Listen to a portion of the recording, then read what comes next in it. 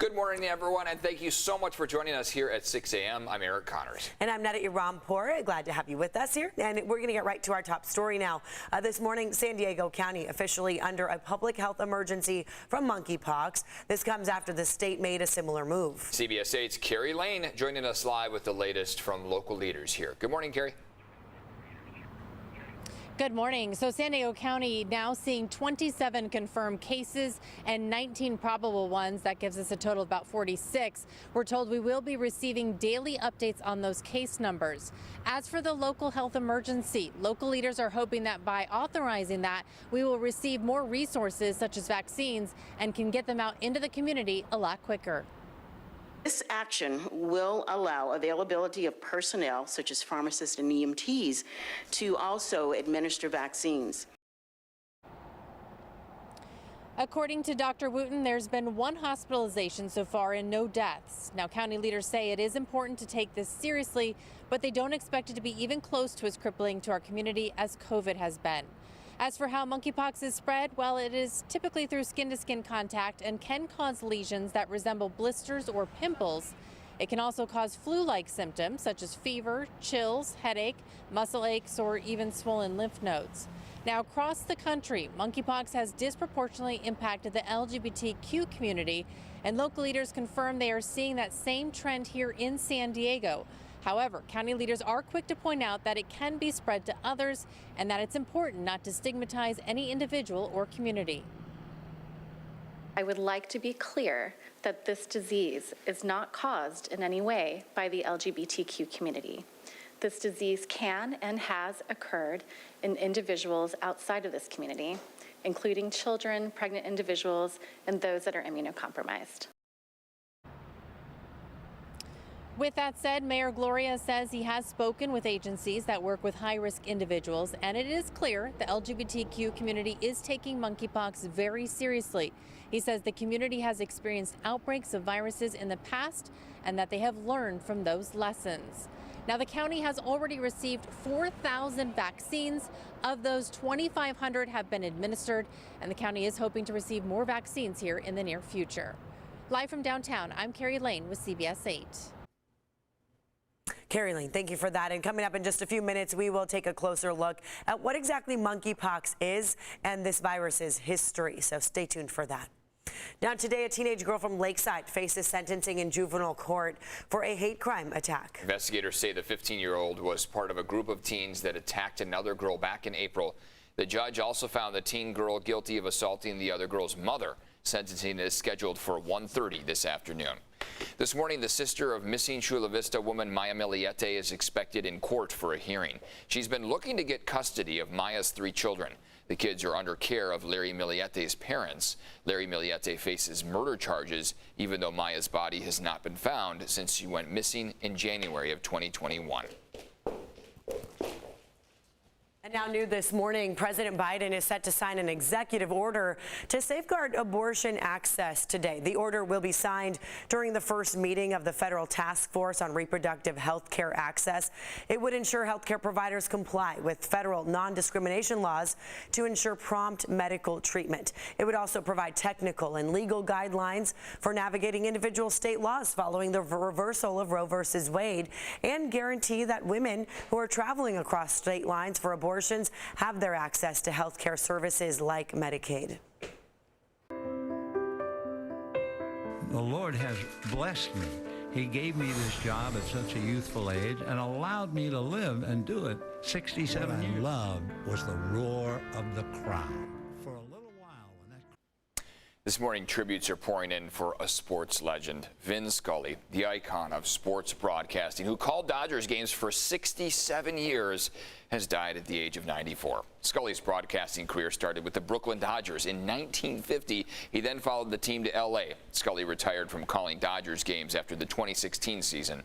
Baseball fans reacting to the news of his passing. It's heartbreaking. I mean, the guy loved the game so much. He was so good for the game. He called it like it was. He was the best. The dialogue regarding the Giants fans about Vin Scully was, he's the one Dodger that everybody still appreciates. He was a good man and he was a good sportscaster. Padres issued a statement here saying, quote, "Our hearts are with the Dodgers organization as the baseball world mourns the loss of legendary broadcaster Vin Scully, a true gentleman and the greatest storyteller to ever sit behind a mic. Rest easy, Vin." Back to you, Netta. Yeah, well said by the Padres, because really no matter who you support as far as your favorite baseball team, Vin Scully, such a legend all across the sport, so many sports too. He made such a huge impact. When your voice is synonymous with an entire organization, especially one as successful as the Dodgers, it says a lot about the time and the commitment you've given to that team. And really, he was more than just a broadcaster. He was more than a play-by-play guy. He was a storyteller, a genuine, authentic storyteller, and he will be missed. He certainly will. We heard the news during the Dodgers-Giants game. The Giants announcers reminiscing on his career as well. So really a huge impact. He inspired so many to be able to do a job you love for nearly 7 decades. What a legend. He really got to see it all, and he got to tell us about a lot of impressive players, Jackie Robinson, Sandy Koufax, all the way up to the modern day players. So it's been a fun time to be part of his life, and he impacted so many of ours. All right. And now we're going to turn to the updates from the Padres. So they will officially be introducing their new superstar, Juan Soto, along with All-Star Josh Bell. So many big names, big moves. CBS 8's John Howard with the major moves that are creating some serious buzz across the country. Yeah, the wheeling and dealing has set up the Padres for a long postseason run. Over the past 48 hours, the Padres brought in a generational talent, a solid first baseman, a talented utility player, and the best closer in baseball over the last 4 years. The generational talent is Juan Soto. As a 23-year-old, he's already a 2-time All-Star, a World Series champ, a 3-time All-MLB team member, 2-time Silver Slugger winner, National League batting champ, and Home Run Derby champ. Think Fernando Tatis Jr., but more accomplished.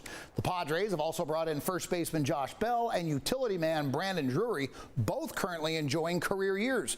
Not to mention closer Josh Hader of the Brewers. The players in the clubhouse are thrilled with the additions. You know, obviously adding players like we did today is, you know, it's really amazing, and you know, seeing what our GM has done the last 3 days, something that's really brave, and he's putting the chips together so we can roll. Obviously, Juan's a generational player, superstar, and Josh was really well playing against those guys the last couple of years. You know, can't wait to have him in the clubhouse here. Obviously, it's gonna help us a lot. You know, we're going to be even better team. And after all the wheeling and dealing, the Padres went out and swept a doubleheader yesterday against the Rockies, won the nightcap in walk-off fashion on a Trent Grisham home run. Today at 1 o'clock, Juan Soto and Josh Bell will meet the media, and Bob Melvin has already said Soto will be in the lineup tonight. Looking forward to that as the Padres take on the Rockies. Let's go back to you on set now. Not wasting any time getting those new faces in the mix, right? Right, Bell already playing, Soto tonight. Tomorrow, of course, our big day when we get to be out there for the first pitch, so they'll all be there. Yeah, they'll all be there. So they came just in time for us. Exactly. They must have known when we were throwing out the first pitch. Hey, by the way, coming up here at 6:30, we're going to check in with former Padres All-Star Heath Bell once again about the team's big moves, and we're looking forward to seeing his reaction to some of these big-time names that are going to be wearing the brown and gold. It's good stuff. Yeah, they keep adding names to those jerseys. You keep bringing those stars. Here's a look right now at our skies. We do have a bit of overcast taking over our coastline, extending into inland valleys. And you'll notice at the beach, a few of the surfers are already lining up out there, excited to catch those big waves. There are some big ones yet again today. Our view from Mount Soledad, now that we have some of that daylight coming through, still looks a little gray, a little gloomy as we look towards the south. But you can still see Mission Bay right there. Off in the distance, obviously, you can't make out downtown San Diego from that view. But overall, downtown is 70 degrees. Anywhere by the coast, you'll be in the upper 60s, around 70. It still feels pretty muggy, 84% relative humidity right now. And then overall, what we're seeing inland, 65 in Poway, 67 in Escondido, 69 in El Cajon. Now, because of the cloud coverage, we may not warm up too rapidly like we did yesterday, but we will see temperatures getting back to near 90 degrees for many inland valleys. Dew points, as you see, this measures the moisture in in the air, and there's a decent amount of it in the 50s and 60s for most of you. 65-degree dew point in El Cajon. Your temperature right now is 69 degrees, so that comes together pretty closely, which is why it feels very muggy. We will take you hour by hour here and show you downtown by 10 a.m. 74 degrees, and then by 1 o'clock 80 degrees. There you have it, staying right around 80 degrees for downtown San Diego. Some of our beaches will feel a little bit cooler. Coming up in your forecast, we'll let you know how long these temperatures will stick around and then how long the high surf will be here. Eric, I'll send it back to you. Nada, thank you. A heads up this morning about a major road closure that may impact some commuters. The last U.S. exit on eastbound State Route 95 will close tonight. That's the Siempre Viva Road off-ramp into Otay Mesa. Drivers who do not intend to go to Mexico will need to exit earlier. The closure will be from 9 p.m. to 5 a.m. This is only for tonight, but future closures will continue along the 905 through late September.